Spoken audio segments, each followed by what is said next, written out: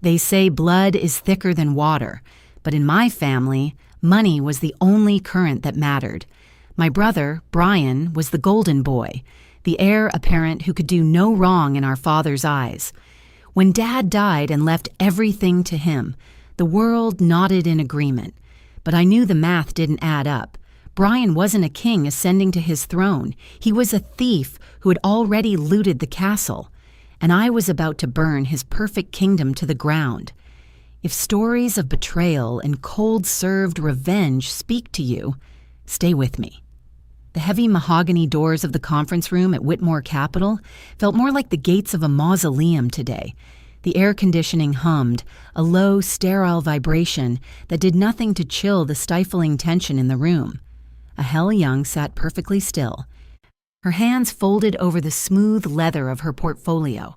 She stared at the crystal water glass in front of her, watching the condensation bead and slowly drip down the side.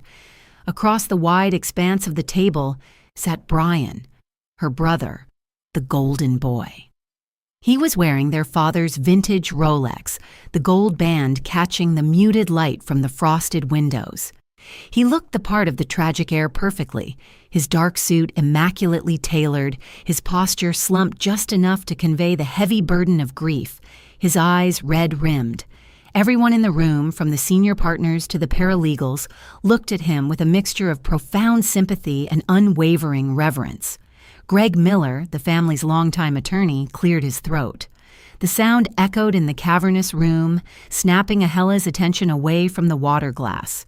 If we are all ready," Greg began, his voice soft, almost apologetic. He adjusted his reading glasses. "I will proceed with the final testament and will of Richard Cooper." Ahelle braced herself. She didn't expect the lion's share. She was a realist. Brian had been groomed for the CEO chair since he was 16. He played golf with the senators. He charmed the offshore investors. He was the charismatic face of Whitmore Capital. Ahelle was the quiet strategist in the background, the one who caught the errors in the risk assessment reports. She expected a fair division of the private estate, perhaps a seat on the board. She expected her father to take care of her. "To my daughter Ahelle," Greg read, his eyes briefly flickering up to meet hers before darting back to the parchment. "I leave the sum of $2 million, to be placed in a trust managed by her brother, Brian Cooper. It is my hope that this will provide for her, given her historical struggles with the pressures of corporate management." The words hit Ahelle like a physical blow to the chest. The air rushed out of her lungs. Historical struggles? She had never struggled. She had worked 80-hour weeks analyzing data while Brian was out taking clients to the Rosewood Country Club. Greg continued, his voice droning on, but the words blurred into a white noise of legal jargon. Sole controlling interest? Oakwood Estates. The entirety of the voting shares. Absolute discretion. Everything. He had left Brian everything. Helle slowly turned her head to look at her brother. Brian was staring down at his hands, his jaw clenched in a masterful display of solemn duty. But as Greg finished reading the final clauses, Brian shifted slightly in his leather chair. Ahelle saw it. It was a micro-expression, there for less than a second. The subtle tightening of the corners of his mouth. A gleam in his dark eyes that had nothing to do with tears. It was a smirk. "Ahelle," Brian said softly, reaching across the table to place his warm, heavy hand over her cold, trembling fingers. His voice was thick with practiced emotion. "I know this is hard, but Dad wanted to protect you, and I promise I will always take care of you. You don't have to worry about a thing anymore." She looked down at his hand, then back up to his face. The Rolex ticked against her wrist. Suddenly, the narrative felt too perfect, the will too airtight, her father's supposed words too cruel and out of character. Her father had been demanding, yes, but he had never thought she was weak. She pulled her hand away slowly, deliberately.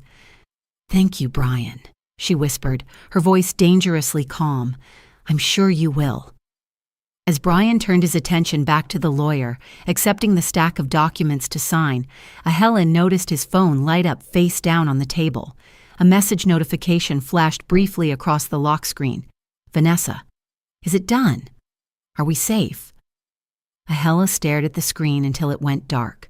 The grief that had been suffocating her all morning suddenly crystallized into something entirely different. It was cold, sharp, and razor-focused. Her brother had stolen her legacy. Now she was going to find out why. The silence in their father's study at Oakwood Estates was suffocating. For 20 years, so this room had been Richard Cooper's sanctuary, smelling faintly of aged scotch, cedar wood, and leather bindings. Now the air was stagnant, heavy with the absence of the man who used to fill it. Ahel stood in the center of the Persian rug, surrounded by half-filled cardboard boxes. Brian had claimed he was too overwhelmed with the transition at Whitmore Capital to help pack up their father's personal effects. It was a convenient, predictable excuse. Brian never liked getting his hands dirty when there was no audience to applaud him for it. Ahela moved to the massive mahogany desk, her fingers trailing over the polished, unblemished surface. She sank into the high-backed leather chair, the material groaning softly under her weight. The desk had been cleared of its usual organized chaos, stripped of its life, leaving only a sterile emptiness. But Ahel knew her father better than anyone at the firm. She knew the meticulous, almost paranoid way he compartmentalized his life. She reached down to the bottom right drawer. It was locked, just as she expected. Brian and the lawyers had likely assumed it held nothing but old tax returns and sentimental garbage, not worth the effort of calling a locksmith. But Ahela remembered a summer afternoon when she was 10, hiding under this very desk during a thunderstorm, watching her father tape a small brass key beneath the middle drawer. She slid her hand under the heavy wood, her fingertips brushing against decades of dust and the rough, dried texture of old adhesive. Her breath hitched as she felt the cold, hard edge of metal. Pulling it free, she unlocked the bottom drawer, and it slid open with a quiet, metallic hiss. Inside was not a stack of obsolete paperwork, but a single thick manila envelope, and resting precisely on top of it was a heavy silver key with no branding, just a serial number etched into the side. Ahela pulled the envelope onto the desk and broke the wax seal. The documents inside were not the glossy, sanitized quarterly reports Greg Miller had presented at the reading of the will. These were raw, unredacted bank statements from offshore entities she didn't recognize, paired with her father's frantic, handwritten notes. Her eyes scanned the columns of numbers, her years of training as a financial analyst kicking in instantly. The math was devastating. For the past 3 years, systematic withdrawals had been bleeding a subsidiary of Whitmore Capital dry. Millions of dollars were categorized under vague consulting fees, and special project acquisitions were being funneled into an untraceable shell corporation. Ahel traced the dates with a trembling finger. The withdrawals had escalated rapidly in the 6 months leading up to her father's death. She pulled an official ledger from one of the Whitmore boxes Brian had sent over and laid it beside her father's hidden papers. The discrepancy was glaring, almost insulting. The official books were doctored, perfectly balanced to hide the gaping wound in the company's assets. And the authorizing signature on the fraudulent transfer requests wasn't her father's crisp, angular script. It was Brian's messy, arrogant scrawl. Her father's notes, scribbled in red ink on the margins of the final statement, were jagged and rushed. Confront B Monday. I freeze all subsidiary accounts. Legal action necessary. The date on the note was the Friday before the Sunday he collapsed from a massive, fatal heart attack. He had known. Richard Cooper had discovered his golden boy was robbing him blind, and the shock had quite literally stopped his heart. Ahela picked up the silver key, its weight grounding her racing, chaotic thoughts. Beneath the envelope, she found a single slip of paper with an address written in her brother's handwriting, the Meridian, Penthouse B. The grief that had anchored her to the floor for the past week evaporated entirely, replaced by a cold, clinical clarity. Brian hadn't just stolen her inheritance. He had stolen their father's life, rewriting the narrative and erasing the crime before the body was even cold in the ground.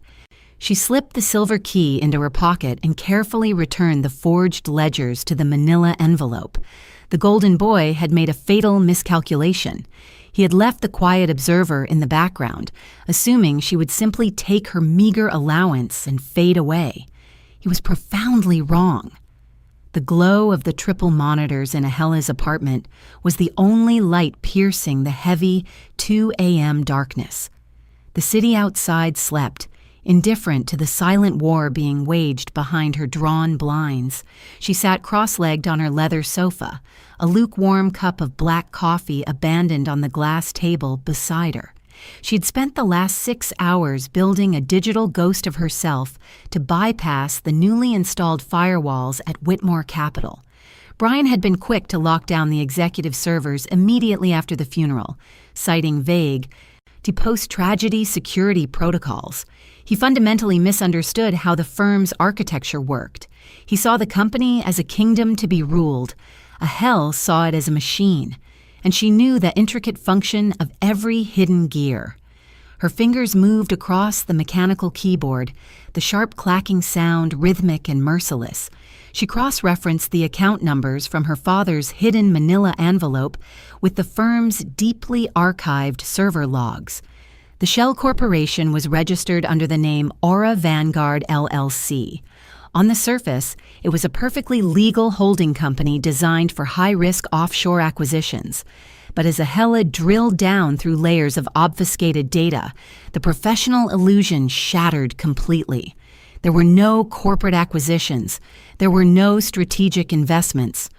Aura Vanguard was a black hole, and its sole purpose was consumption. Line by line, the transactions populated her center screen. The sheer audacity of the numbers made a cold knot tighten in her stomach. $500,000 wired on the 4th of every month. $200,000 marked as generic retainer fees to a boutique consultancy firm that did not exist in any legitimate financial registry. Ahela leaned closer to the monitor, the harsh blue light reflecting in her tired eyes. The funds were not just sitting in an offshore vault gathering interest. They were being actively laundered back into domestic accounts. She traced a particularly large wire transfer, executed just 3 days before her father's fatal heart attack, to a private wealth management bank in the city. She ran a decryption script on the routing number. The progress bar crawled across the screen, agonizingly slow. For a terrifying, breathless moment, she thought the system would flag her intrusion and trigger a silent alarm directly to Brian's phone. She held her breath, staring at the flashing cursor, her pulse pounding in her ears. Access granted. The name attached to the domestic receiving account materialized on the screen in stark white text, Brian Cooper. But it was a joint account. The secondary name beside his made the blood freeze in her veins. Vanessa Drake. Aheli stared at the name, her mind violently snapping back to the subtle notification she had seen on Brian's phone during the reading of the will. Vanessa. Is it done? Are we safe? It was not a mistress asking about a scandalous divorce. It was a co-conspirator asking if the heist was successful. She dug ruthlessly into the joint account's transaction history. The expenditures painted a sickeningly vivid picture. Exorbitant monthly maintenance fees for a luxury property at the Meridian. Private, elite school tuition payments for 2 children.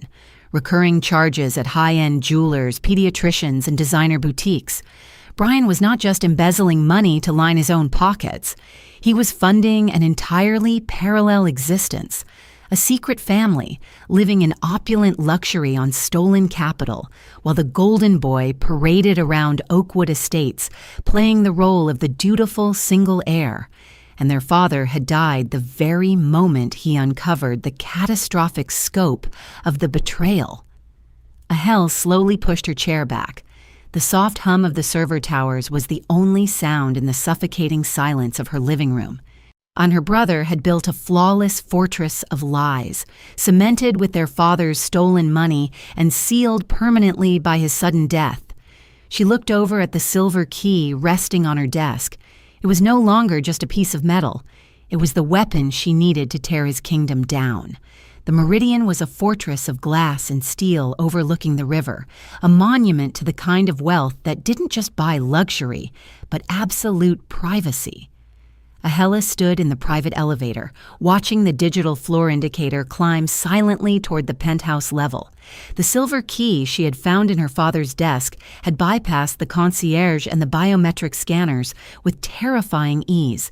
It was a master access pass, a tangible piece of her brother's supreme arrogance. When the polished doors slid open, she stepped directly into the sprawling foyer of Penthouse B. The air inside was thick with the ambient scent of expensive vanilla candles and fresh orchids.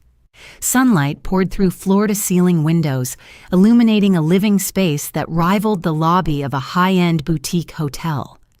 Ahel stood perfectly still, letting the heavy reality of the apartment wash over her.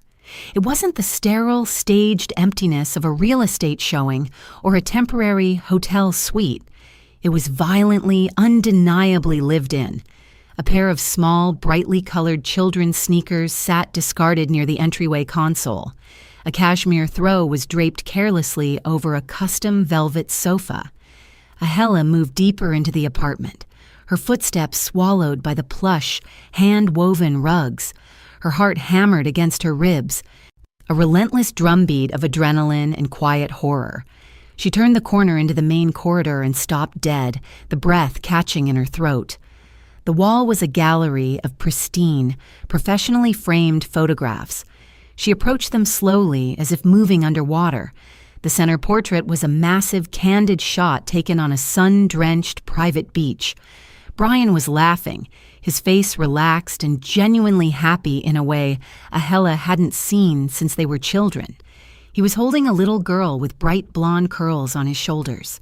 Standing next to him, her arm wrapped intimately around his waist, was a striking woman with dark hair and sharp, elegant features, Vanessa Drake. A younger boy clung tightly to her other hand. They looked like a cinematic portrayal of the perfect, affluent family. Ahela reached out, her fingertips hovering inches from the cold glass of the frame. The children looked to be around 7 and 5 years old. The timeline clicked into place with horrifying precision. This wasn't a sudden, reckless midlife crisis or a fleeting affair. This was a parallel universe, carefully constructed and meticulously maintained for years. While Brian was playing the dutiful, burdened heir at Oakwood Estates, he was siphoning millions to build a kingdom for a family their father never knew existed. She moved to an adjacent office space, the heavy oak door left slightly ajar. On the mahogany desk, amid scattered architectural blueprints and children's drawings, lay a stack of sorted mail. Ahela picked up the top envelope. It was a tuition statement from Westbrook Academy, the city's most elite private school, addressed clearly to Mr. When in Mrs. Brian Cooper. The sheer audacity of the printed words made the room tilt. He had given Vanessa his name in this hidden world. He had bought her a multi-million-dollar penthouse and funded an aristocratic life for their children, using the very capital their father had bled his entire life to build. And when Richard Cooper had finally discovered the parasite draining his life's work, the sheer physiological shock of the betrayal had killed him. Brian had indirectly signed their father's death certificate to protect this lie. Ahela pulled out her phone and began taking high-resolution photographs. She captured the family portraits, the mail, the undeniable physical proof of Brian's decade-long fraud. She didn't feel the sting of betrayal anymore. The emotion had burned itself out, leaving only a freezing, absolute resolve. When a sudden soft chime from the foyer echoed through the silent apartment, Ahela froze. The digital display panel above the office door showed the private elevator ascending rapidly from the parking garage. They were coming home. She slipped her phone into her jacket pocket. her mind racing. Moving with silent, practiced efficiency, she bypassed the main hall and slipped out through the catering service exit she had memorized from the building's structural blueprints. She stood in the cold concrete stairwell as the heavy metal door clicked shut behind her, clutching the silver key. The Golden Boy's ghost was real, and Ahela was ready to introduce it to the board of directors. The sprawling glass window of Aheli's apartment had become a morbid tapestry of betrayal.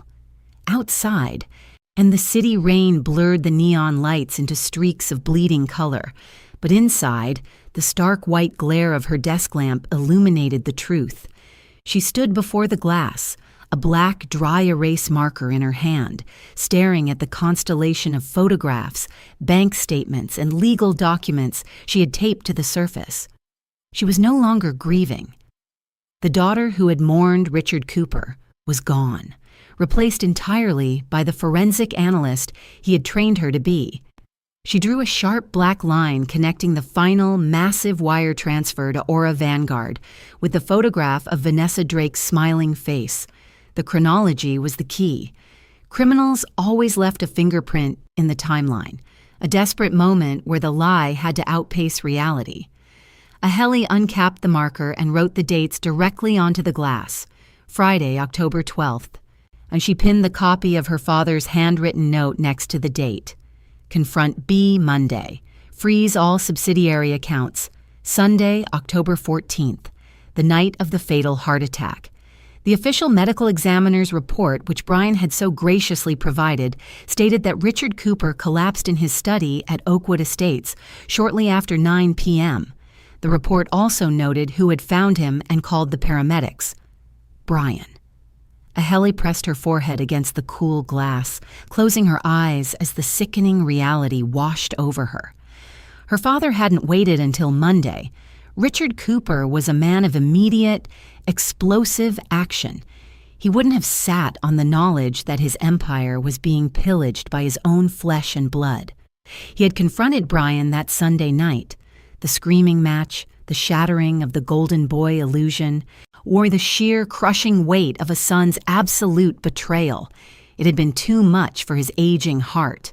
Brian hadn't just discovered a dying man, he had triggered the collapse, and as their father gasped for air on the Persian rug of his study, Brian had calculated his next move. She drew a final line to the last document on the window, the amended will. Monday, October 15th.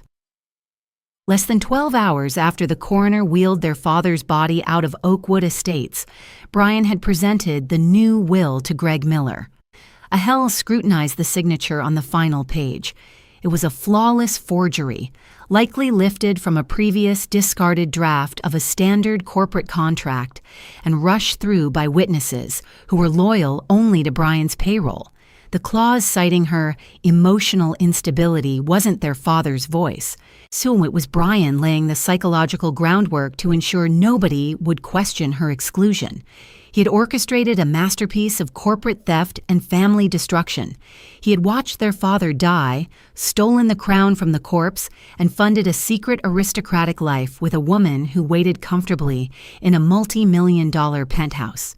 Ahela stepped back, letting the marker drop to the floor with a hollow clatter. The puzzle was complete. The Golden Boy was a sociopath draped in bespoke wool and inherited power. Her phone buzzed on the desk.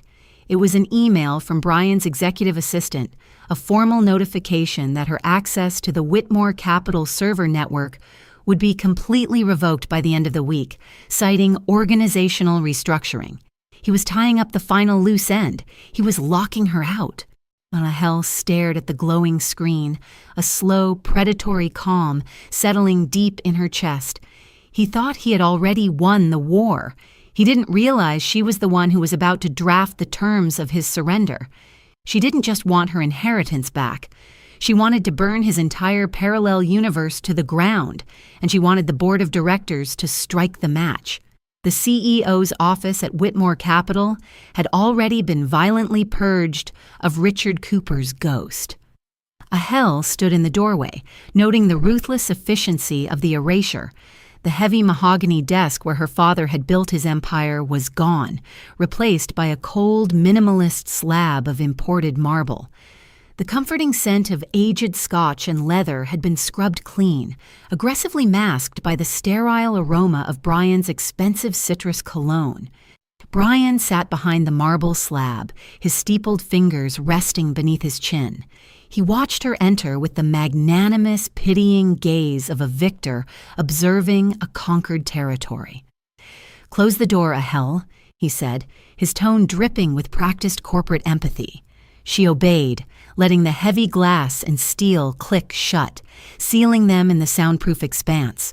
She walked toward the guest chair, her steps deliberately slow, her shoulders carrying the artificial weight of a broken woman. She had spent the last 48 hours perfecting this mask of absolute defeat. Brian slid a sleek, leather-bound folder across the polished marble. "I know the email was sudden," he began, offering a tight, sympathetic smile that didn't reach his eyes. "But with Dad gone, the firm needs a unified direction. Then the restructuring is necessary to stabilize the market's perception. The partners agree that your unique skill set is no longer aligned with our forward momentum." Ahela looked down at the folder. She didn't need to open it to know what it contained. A severance package, a gilded cage built with the very money he had stolen, accompanied by a draconian non-disclosure agreement. It was her official excommunication from the family legacy. "You're firing me," she said quietly, letting her voice waver just a fraction. "I'm liberating you," Brian corrected smoothly, leaning back in his ergonomic chair. "Dad's will made it clear you weren't built for this pressure. I'm just honoring his final wishes. The severance is more than generous. You can travel, paint, find yourself." The sheer, breathtaking audacity of his lie almost made her smile. He was sitting on a throne of embezzled millions, funding Vanessa Drake's penthouse lifestyle with their father's blood, while telling her to go paint. She swallowed the vitriol rising in her throat and lowered her gaze, playing the part of the fragile, defeated sister he so desperately needed her to be. "I understand," Ahela whispered, letting a trembling sigh escape her lips. She reached out and touched the edge of the folder. I won't fight you, Brian. You won. You always do." Brian's posture visibly relaxed. The tension he had been holding in his shoulders evaporated, replaced by the intoxicating high of absolute supremacy. He had anticipated a tedious legal war. Instead, she was offering him an unconditional surrender. "But," Ahela continued, then her voice small and hesitant, "I need closure. I've given 10 years of my life to the analytics department. I want to step down properly, officially." Brian frowned slightly, a flicker of paranoia returning to his dark eyes. "What do you mean?" "A formal transition meeting with the executive board," she said, meeting his gaze with wide, hollow eyes. "Tomorrow afternoon, just 15 minutes. Let me present my final departmental handover to the partners, thank them for their time, and sign this agreement in front of them. It's the right way to exit, for Dad's memory." She watched the gears turning in his head. Brian weighed the risk against his own immense vanity. A public capitulation from his sister would cement his authority entirely. It would show the board that there was no bad blood, no internal rebellion. And it was the perfect crowning ceremony for the golden boy. "All right," Brian agreed, a self-satisfied smirk finally breaking through his composed facade. "Tomorrow at 3. We'll do it in the main boardroom at the Sterling Building. A clean break." "Thank you, Brian," Ahela murmured, picking up the heavy folder. She turned and walked out of the office, her head bowed in submission. But as the glass door sealed shut behind her, the mask of the broken sister shattered completely. Her eyes hardened into dark obsidian glass. Brian had just built his own scaffold. All she had to do now was pull the lever. The main boardroom at the Sterling Building was a theater of power, encased in floor-to-ceiling glass that offered a sweeping, dizzying view of the city's financial district. Around the massive, The oval mahogany table sat the 10 senior partners of Whitmore Capital, flanked by Greg Miller, who had his legal pads neatly aligned. At the head of the table, bathed in the afternoon sunlight, sat Brian. He looked every inch the benevolent king, wearing a bespoke navy suit and an expression of profound, patient, sibling tolerance. Ahela stood at the opposite end of the room, clutching a slim silver flash drive. "Before we begin the official restructuring agenda," Brian announced, his voice echoing with practiced authority, "Ahela has asked for a few moments to present her final handover. We owe her our deepest gratitude for her years in the analytics department." A smattering of polite, hollow nods rippled across the table. They were looking at her as if she were a ghost, or an uncomfortable remnant of Richard Cooper's past that needed to be quietly swept away. "Thank you, Brian," Ahela said softly. Her voice was perfectly steady. She plugged the drive into the podium's console. "My final report is a comprehensive audit of Whitmore's offshore subsidiary assets over the past 36 months, specifically a holding company designated as Aura Vanguard LLC. She tapped a key. The massive projector screen behind Brian flared to life, casting a stark bluish glow over his shoulders. Instead of a standard farewell slide, a side-by-side comparison of two ledgers appeared. On the left, the sanitized quarterly reports the board had approved. On the right, the raw, unredacted data from their father's hidden desk drawer.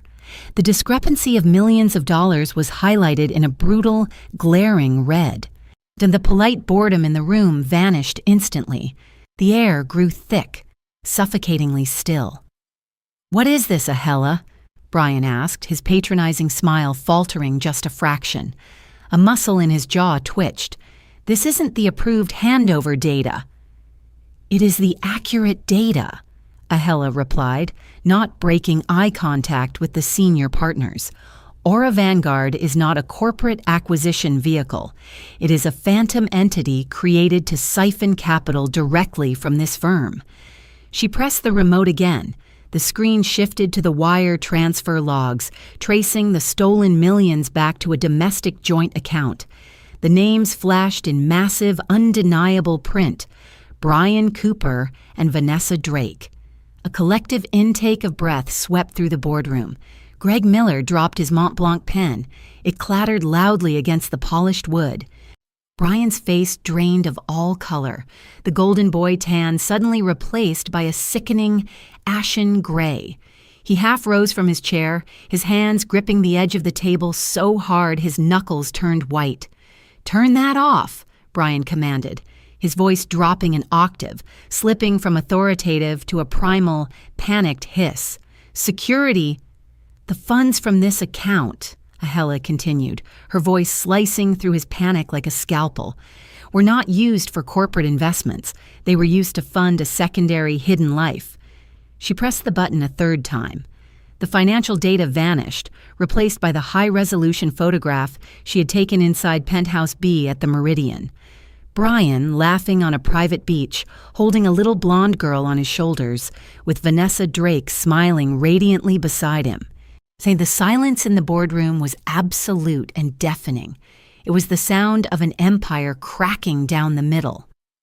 "For the past 7 years, my brother has been embezzling from this firm to maintain a secret family," Ahela stated, the words falling like heavy stones into the quiet room. She looked directly at Brian, watching the absolute terror finally shatter his flawless mask.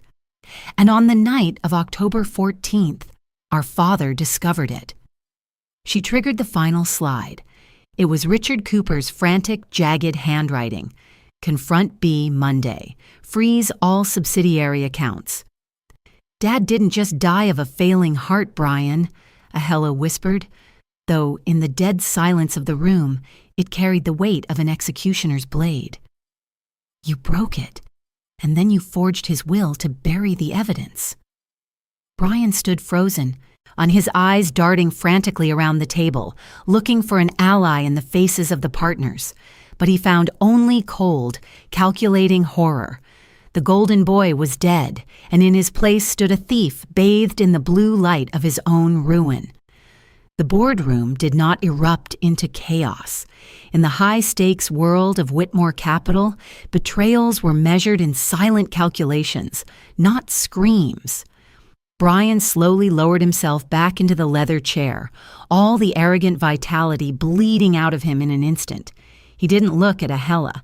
He stared blankly at the projected image of Vanessa Drake and his hidden children, his perfectly constructed parallel universe exposed to the harsh, unforgiving light of reality. Greg Miller was the first to move. The aging lawyer's hands trembled as he picked up his phone on the mahogany table. His loyalty instantly pivoted from the forged heir to the survival of the firm. He didn't ask Brian for an explanation. The forensic evidence Ahella had displayed was legally bulletproof. He simply dialed building security and the corporate fraud division of the authorities. When the guards arrived, Brian offered no resistance. He stood up, smoothing the lapels of his bespoke navy suit in a pathetic, reflexive gesture of vanity. As he walked past Ahella, he stopped for a fraction of a second. The golden boy was gone, replaced by a hollow shell of a man who had gambled his soul and lost everything. He didn't apologize. He didn't threaten her. He simply walked out the heavy glass doors, escorted toward a future of criminal indictments, asset seizures, and public ruin. The board immediately convened an emergency executive session. When Ahella was named interim CEO, before the sun even began to set over the financial district, she spent the next 6 hours signing stabilization directives, freezing the Aura Vanguard accounts, and systematically purging her brother's authorizations from the corporate servers. She operated with a cold, mechanical efficiency, the lingering grief for her father entirely subsumed by the monumental task of saving his legacy. It was long past midnight when Ahella finally left the Sterling building. The adrenaline that had fueled her for days had evaporated entirely, leaving behind a crushing, bone-deep exhaustion. She unlocked the door to her own apartment. The space was completely dark, silent, and suffocatingly still. There were no victory parties. There were no congratulatory phone calls from relatives. The war was won. The inheritance was reclaimed, and the devastating truth had been dragged into the light, but the triumph felt utterly indistinguishable from a funeral. Ahella walked slowly across the hardwood floor, her footsteps echoing in the hollow space. She didn't turn on the lights. She moved past the glass table where she had mapped out her brother's downfall just days prior, stopping only when she reached the floor-to-ceiling window. Below her, the city was a sprawling grid of indifferent lights, a million lives moving forward while her own family had completely self-destructed. Her father was dead, killed by the sheer physiological shock of his own son's greed. Her brother was facing years in a federal penitentiary, his secret family stripped of their stolen wealth. The Whitmore Empire was finally hers, but the throne was built entirely on ashes. She stood perfectly still in the darkness, a solitary silhouette against the sprawling metropolis, staring out the window of the empty apartment. She pressed her hand against the freezing glass, the chill seeping into her skin as she watched the city breathe. "I kept the kingdom safe, Dad," Ahella whispered to the ghosts in the glass, a single bitter tear tracing the line of her jaw. "But there is no one left to share it with."